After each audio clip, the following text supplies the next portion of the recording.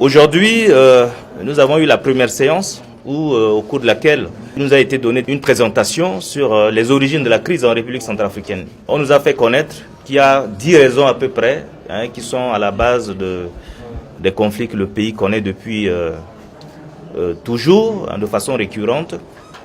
Ensuite, nous avons pris tour à tour la parole, les mots donc qui introduisent ce dialogue entre le gouvernement et les groupes armés.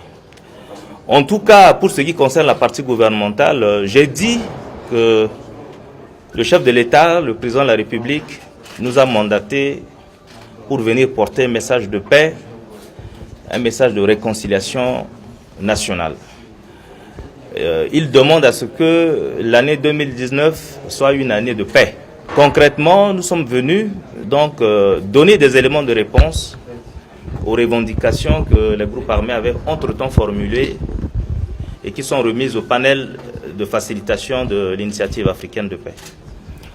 Le président de la République insiste pour que tous les fils du pays puissent s'entendre sur la manière efficace et durable donc d'apporter des solutions à ce qui semble être les préoccupations d'une partie de nos compatriotes.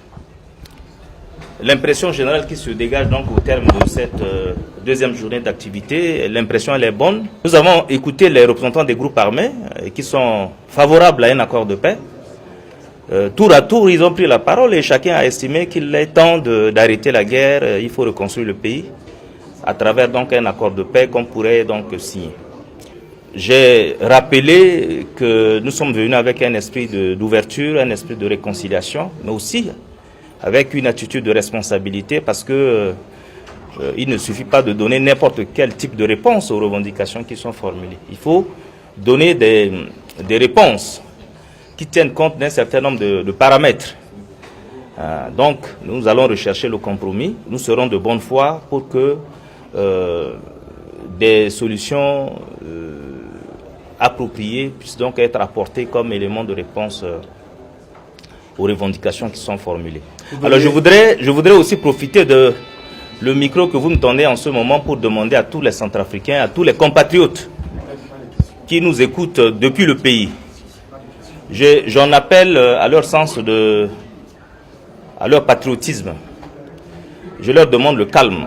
Parce que de ce qu'on apprend déjà ici, il semble qu'il y a beaucoup de rumeurs au niveau du pays là-bas.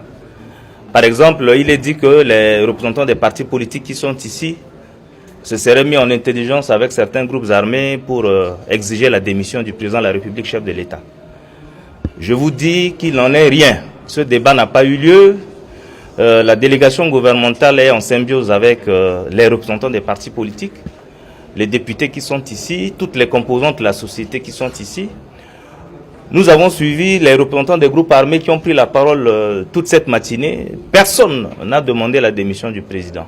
Donc, ceux qui portent des mauvais messages pour faire échec à ce dialogue, on les exhorte à rester sur la bonne voie, à accompagner le processus par un langage d'apaisement, un langage qui rassure, un langage qui ne fait pas peur au peuple, parce que le moment important, la paix dans notre pays y dépend.